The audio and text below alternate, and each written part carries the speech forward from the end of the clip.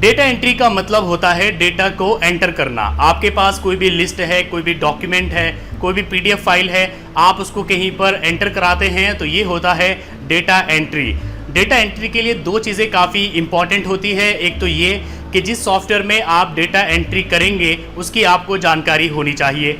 अगर आप एक्सेल में डेटा एंट्री करेंगे तो आपको एक्सेल चलाना आना चाहिए, और अगर आप एमएस एक्सेस में डेटा एंट्री करेंगे तो आपको एमएस एक्सेस चलाना आना चाहिए। अगर आप बैंक में कोई डेटा एंट्री का काम करते हैं तो बैंक का सॉफ्टवेयर आपसे यूज़ करना आना चाहिए।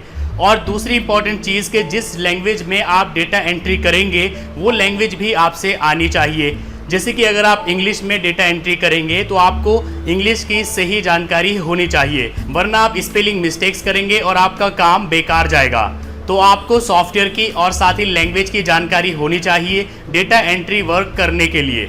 अगर आप डेटा एंट्री वर्क करना जान लेते हैं तो आप इससे अच्छे पैसे भी कमा सकते हैं। आप किसी भी company, office, school, college, university में डेटा एंट्री का काम करके अच्छे पैसे कमा सकते हैं। आप घर बैठे ऑनलाइन भी as a freelancer data entry work करके अच्छे खासे पैसे कमा सकते हैं। आज की इस वीडियो में मैं आपको बताने वाला हूं कि एक्सेल में डेटा एंट्री का वर्क कैसे किया जाता है। तो चलिए शुरू करते हैं।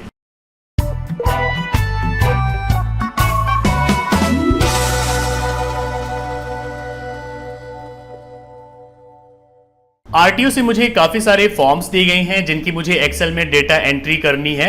उन फॉर्म्स में काफ़ी सारे ऑप्शंस हैं, जैसे कि serial number, name, father name, date of birth, address, vehicle का रजिस्ट्रेशन नंबर, व्हीकल का इंजन नंबर, चेसिस नंबर और व्हीकल की रजिस्ट्रेशन एक्सपायरी डेट।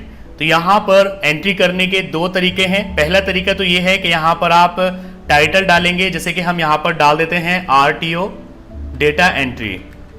नीचे यहाँ पर हम टाइटल डालेंगे, सबसे पहले टाइप कर देंगे सीरियल नंबर, टैब प्रेस करेंगे तो आप न्यू कॉलम में आ जाएंगे। यहाँ पर हम टाइप कर देते हैं नेम। आपको हमेशा फर्स्ट जो है वो कैपिटल रखना है। टैब प्रेस करेंगे, सेकंड में आ जाएंगे। यहाँ पर हम टाइप कर देते हैं फादर नेम, इसमें भी हम यहाँ पर इसको कैपिटल रखेंगे। टैब प्रेस करेंगे, यहाँ पर हम डाल देते हैं DOB। टैब प्रेस करेंगे, यहाँ पर हम डाल देते हैं एड्रेस। यहाँ पर हम डाल देते हैं व्हीकल रजिस्ट्रेशन नंबर, तो इसको हम शॉर्ट में रेड डॉट और यहाँ पर नंबर। यहाँ पर हम डाल देते हैं इंजन नंबर और यहाँ पर हम डाल देते हैं चेसिस नंबर। साथ ही यहाँ पर हम डाल देते हैं व्हीकल रजिस्ट्रेशन एक्सपायरी डेट।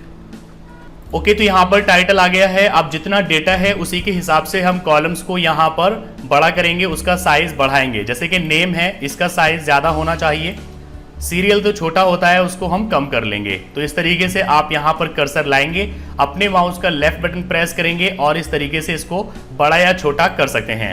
यहाँ पर DOB हम डालेंगे, यहाँ पर हम एड्रेस डालेंगे, यहाँ पर व्हीकल रजिस्ट्रेशन नंबर आ जाएगा, यहाँ पर इंजन नंबर, यहाँ पर चेसिस नंबर और यहाँ पर आ जाएगा व्हीकल रजिस्ट्रेशन एक्सपायरी डेट। इस तरीके से यहाँ पर पहले आप टाइटल डालेंगे डेटा एंट्री करने के लिए कि आपको एंट्री करनी किस चीज़ की है।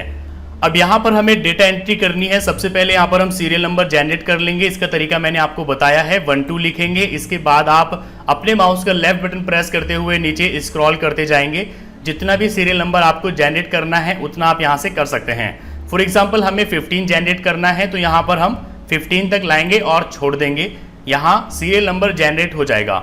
दो तरीके से यहाँ पर आप डेटा एंट्री कर सकते हैं। एक तो ये कि पहले आप सभी के नाम टाइप करें, उसके बाद सभी के फादर नेम, उसके बाद सभी की DOB, सभी का एड्रेस, इस तरीके से। लेकिन इसमें डेटा के मिसमैच होने का खतरा रहता है। हो सकता है कि जिसका यहाँ पर आपने नेम टाइप किया हो, डेट ऑफ बर्थ आप यहाँ पर किसी और की एंटर कर दे। तो इसलिए सेफ तरीका ये है कि आप यहाँ पर एक एक पर्सन की ही एंट्री करिए। जैसे कि यहाँ पर हम एक पर्सन का नाम डाल देते हैं, यहाँ पर हम उसी का फादर नेम टाइप कर देंगे, यहाँ पर हम उसी की डेट ऑफ बर्थ डाल देंगे और यहाँ पर हम उसी का एड्रेस डालेंगे, यहाँ पर उसी का व्हीकल नंबर डालेंगे। तो इससे क्या होगा कि आपको कोई प्रॉब्लम नहीं आएगी और डेटा मिसमैच यहाँ पर नहीं होगा। यहाँ पर हम इंजन नंबर डाल देते हैं, यहाँ पर चेसिस नंबर हम डाल देते हैं और यहाँ पर व्हीकल की एक्सपायरी डेट हम डाल देते हैं 2025।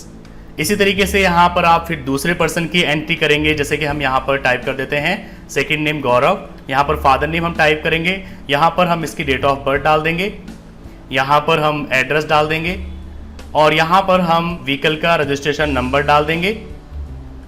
यहाँ पर इंजन नंबर टाइप कर देंगे, यहाँ पर चेसिस नंबर टाइप कर देंगे और यहाँ पर व्हीकल की एक्सपायरी डेट डाल देंगे। इसी तरीके से यहाँ पर हम थर्ड पर्सन की डिटेल डालेंगे, जैसे कि यहाँ पर मैं टाइप कर देता हूँ। यहाँ पर डेट ऑफ बर्थ हम डाल देंगे, यहाँ पर हम एड्रेस डाल देंगे और यहाँ पर हम व्हीकल का रजिस्ट्रेशन नंबर डाल देंगे। यहाँ पर इंजन नंबर डालेंगे, यहाँ पर चेसिस नंबर डाल देंगे और यहाँ पर हम एक्सपायरी डेट डालेंगे। तो इसी तरीके से आप नीचे तक डेटा एंट्री करते जाइए। आप फॉर्म देखते रहिए या अगर आपको पीडीएफ दी गई है तो आप पीडीएफ देखते रहिए और यहाँ पर इसी तरीके से डेटा एंट्री करते जाइए। तो जैसे कि यहाँ पर हम इसको फिल कर देते हैं। इस तरीके से डेटा एंट्री पूरी करने के बाद सबसे पहले आप यहाँ टाइटल को लेंगे और इसको यहाँ पर मर्ज एंड सेंटर करेंगे, थोड़ा साइज बढ़ाएंगे और इसको बोल्ड कर देंगे। इसके बाद डेटा एंट्री टाइटल है, इसको हम सिलेक्ट करेंगे, यहाँ पर हम रैप टेक्स्ट कर देंगे, साथ ही यहाँ पर हम इसको सेंटर भी करेंगे, बोल्ड करेंगे और यहाँ पर सभी टेक्स्ट को हम चूज करेंगे और इसको हम सेंटर कर लेंगे। तो देखिए ये है आपकी डेटा एंट्री। अब इसको हम यहाँ पर एक बॉर्डर दे देते हैं, सिलेक्ट करेंगे, बॉर्डर में जाएंगे और यहाँ पर हम ऑल बॉर्डर पर क्लिक करेंगे, इसको यहाँ पर बॉर्डर दे दिया जाएगा। जैसे कि यहाँ पर कुछ कट हो रहे हैं तो इस कॉलम को हम थोड़ा बढ़ा लेंगे, इस कॉलम को भी हम थोड़ा बढ़ा लेंगे। तो यहाँ पर आपकी डेटा एंट्री शीट बिल्कुल रेडी है और आप इसको सबमिट कर सकते हैं। डेटा एंट्री करने का दूसरा तरीका ये है कि यहाँ पर पहले आप टाइटल डाल दीजिए, जैसे कि हम डाल देते हैं आरटीओ डेटा एंट्री और नीचे यहाँ पर जिन जिन फील्ड की आपको डेटा एंट्री करनी है वो आप डालेंगे। जैसे कि यहाँ पर हम लिख देते हैं सीरियल नंबर, टैब प्रेस करेंगे, यहाँ पर नेम, यहाँ पर हम डाल देते हैं फादर, यहाँ पर हम डाल देते हैं डीओबी और यहाँ पर हम डाल देते हैं एड्रेस और यहाँ पर हम डाल देते हैं व्हीकल रजिस्ट्रेशन नंबर, यहाँ पर हम डालते हैं इंजन नंबर, यहाँ पर हम डाल देते हैं चेसिस नंबर और यहाँ पर एक्सपायरी डेट। यहाँ कॉलम को हम थोड़ा इसके हिसाब से बड़ा कर लेते हैं। डेटा एंट्री फील्ड टाइटल को यहाँ पर सिलेक्ट कर लेंगे, जैसे कि मैंने सिलेक्ट कर लिया है। इसके बाद ऑफिस बटन में जाएंगे, यहाँ पर एक्सेल ऑप्शंस पर क्लिक करेंगे, यहाँ कस्टमाइज में जाएंगे, यहाँ से चूज कर लेंगे कमांड्स नोट इन रिबन, इसको चूज करेंगे। अब यहाँ पर आपको स्क्रॉल करना है और फॉर्म ढूंढना है। यहाँ पर आपको फॉर्म मिल जाएगा, जैसे कि यहाँ पर देखिए ये है फॉर्म, इसको सिलेक्ट करेंगे, ऐड पर क्लिक करेंगे, ये यहाँ पर ऐड हो चुका है, बस आप ओके कर दीजिए। अब यहाँ पर देखिए फॉर्म आ चुका है। अब आप इस पर क्लिक करेंगे, यहाँ ओके करेंगे और देखिए आपको यहाँ पर सभी फील्ड्स मिल जाएगी। बस आप यहाँ पर डेटा एंट्री करते जाएंगे। जैसे कि हमने 1 टाइप किया, टैब प्रेस करेंगे, यहाँ पर नाम डाल देंगे, टैब प्रेस करेंगे, यहाँ पर आप फादर नेम डाल दीजिए, नीचे यहाँ पर आप डेट ऑफ बर्थ डाल दीजिए, जैसे कि यहाँ पर हम डाल देते हैं, यहाँ पर आप एड्रेस डाल दीजिए, नीचे यहाँ पर आप व्हीकल का रजिस्ट्रेशन नंबर डाल दीजिए, यहाँ पर इंजन नंबर डाल दीजिए, यहाँ पर चेसिस नंबर डाल दीजिए और नीचे यहाँ पर एक्सपायरी डेट डाल दीजिए। इसके बाद बस आप यहाँ न्यू पर क्लिक करेंगे और एक एंट्री यहाँ पर हो जाएगी।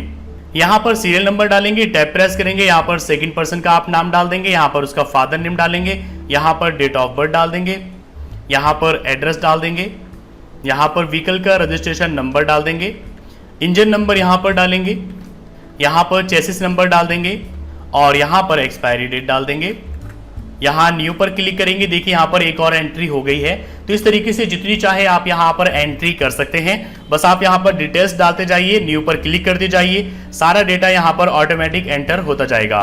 तो यहाँ पर देखिए इस तरीके से भी आप डेटा एंट्री कर सकते हैं। इसके बाद आप यहाँ पर टाइटल को सिलेक्ट करिए, मर्ज एंड सेंटर, यहाँ पर साइज बढ़ाकर बोल्ड कर दीजिए। यहाँ पर जो फील्ड टाइटल है इसको सिलेक्ट करिए, सेंटर करिए और यहाँ पर इसको भी हम बोल्ड कर देते हैं। यहाँ पर पूरे डेटा को सिलेक्ट करेंगे, सेंटर कर लेंगे। इसके बाद आप इसको यहाँ पर एक बॉर्डर दे दीजिए, सिलेक्ट करेंगे, बॉर्डर यहाँ पर आ जाएगा। कई बार ऐसा होता है कि आपको बैंक अकाउंट्स की डेटा एंट्री करनी होती है और ऐसा तब होता है जब आप स्कूल कॉलेजेस में डेटा एंट्री वर्क करते हैं। तो यहाँ पर भी हम सेम प्रोसेस अपनाएंगे, सीरियल नंबर डालेंगे, यहाँ पर हम डाल देंगे नेम, यहाँ पर हम डाल देंगे फादर नेम, यहाँ पर हम डाल देंगे एड्रेस। इसके बाद यहाँ पर हम डालेंगे बैंक नेम और यहाँ पर हम डाल देंगे IFSC कोड, यहाँ पर हम डाल देंगे अकाउंट नंबर। ठीक है, इस तरीके से फिर हम कॉलम को यहाँ पर बढ़ा लेंगे और हम यहाँ पर डेटा एंट्री करेंगे। उन्हीं दो तरीकों में से आप किसी भी तरीके से कर सकते हैं, या तो आप यहाँ पर इन सबको सिलेक्ट करेंगे और फॉर्म पर क्लिक करेंगे, ओके करेंगे, यहाँ पर फॉर्म बन जाएगा।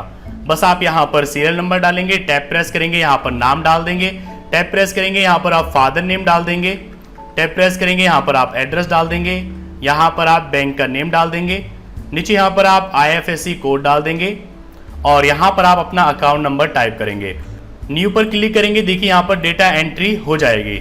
लेकिन यहाँ पर आप देखिए अकाउंट नंबर आपने डाला तो यहाँ पर ये इस तरीके का हो गया है, तो आप यहाँ पर कॉलम को बड़ा करेंगे और साथ ही यहाँ पर शुरू में हमने जो 0 लगाया था वो भी यहाँ से गायब हो चुका है। चलिए मैं आपको दोबारा से टाइप करके दिखाता हूँ। जैसे कि यहाँ पर मैं अकाउंट नंबर डालता हूँ 09062011001125। अब जैसे मैं एंटर करूंगा तो यहाँ पर आप देखिए अकाउंट नंबर यहाँ पर फुल नहीं आ रहा है और साथ ही इसके शुरू में जो 0 था वो भी यहाँ से गायब हो चुका है। तो इसका एक इलाज तो ये है कि आप यहाँ पर कॉमा लगा देंगे, इसके बाद आप 0 टाइप करेंगे, एंटर करेंगे तो देखिए अकाउंट यहाँ पर सही तरीके से आ चुका है। लेकिन अगर आपको बहुत सारी यहाँ पर डेटा एंट्री करनी है तो आप हर एक में अलग अलग कॉमा नहीं लगा सकते, उसमें आपको काफ़ी प्रॉब्लम आएगी। तो उसका इलाज ये है कि आप यहाँ पर पूरे कॉलम को सिलेक्ट करिए, राइट क्लिक करिए और यहाँ पर आपको फॉर्मेट सेल्स का ऑप्शन मिलेगा, इस पर क्लिक करेंगे तो यहाँ पर आपको ऑप्शन मिलेगा टेक्स्ट का, टेक्स्ट चूज करिए और ओके कर दीजिए। अब आपका जो कॉलम है ये टेक्स्ट में कन्वर्ट हो चुका है। अब यहाँ पर आप बड़े आराम से अपना अकाउंट नंबर टाइप कर सकते हैं, जैसे कि 09062011001125 एंटर करेंगे तो आप देखिए यहाँ पर अकाउंट नंबर बिल्कुल सही तरीके से आ रहा है और साथ ही 0 भी यहाँ पर गायब नहीं हुआ है।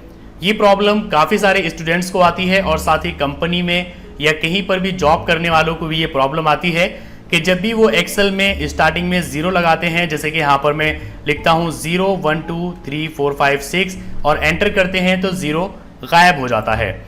तो इसका इलाज यही है कि आप यहाँ पर या तो कॉमा लगाकर एंटर कर दीजिए, 0 यहाँ पर बाकी रहेगा, जैसे कि 0 टाइप के एंटर और देखिए यहाँ पर 0 है, या फिर आप यहाँ पर पूरे कॉलम को सिलेक्ट करिए, राइट क्लिक करिए, फॉर्मेट सेल्स में जाइए, यहाँ पर टेक्स्ट चूज करिए और ओके कर दीजिए। अब आप यहाँ पर कितने भी 0 टाइप करिए, एंटर करेंगे तो 0 यहाँ से गायब नहीं होगा। ये काफ़ी इंपॉर्टेंट चीज़ है जिसके बारे में आपको पता होना ही चाहिए। किसी भी शीट को अगर आपको प्रिंट करना है तो आप यहाँ व्यू पर क्लिक करेंगे, पेज लेआउट पर क्लिक करेंगे। यहाँ पर देखिए डेटा पूरा एक पेज पर नहीं आ रहा है तो यहाँ पेज लेआउट में जाएंगे, ओरिएंटेशन में आप लैंडस्केप चूज कर लेंगे तो देखिए डेटा यहाँ पर पूरा आ रहा है। अब आप यहाँ पर पेज को पहले सेटअप कर लेंगे, कितनी मार्जिन आप इधर उधर रखना चाहते हैं। इसके बाद आप जाएंगे प्रिंट में, प्रिंट प्रीव्यू पर क्लिक करेंगे और यहाँ पर आप देख सकते हैं कि आपका डेटा किस तरीके से प्रिंट होगा। सो इस तरीके से आप एक्सेल में किसी भी टाइप की डेटा एंट्री कर सकते हैं, चाहे वो RTO वर्क हो, स्कूल कॉलेज यूनिवर्सिटी वर्क हो, किसी कंपनी का वर्क हो या किसी शॉप का वर्क हो। किसी भी तरह का डेटा एंट्री वर्क आप एक्सेल में इसी तरीके से करेंगे। या तो आप डायरेक्ट यहाँ पर फील्ड टाइटल डालेंगे, इसके बाद आप डेटा एंट्री करेंगे, या फिर आप यहाँ पर फॉर्म ले आएंगे और फॉर्म पर क्लिक करके आप यहाँ पर अलग अलग डेटा एंट्री कर सकते हैं। आप न्यू पर क्लिक करते जाइए और यहाँ पर आप अलग अलग डेटा एंट्री कर सकते हैं।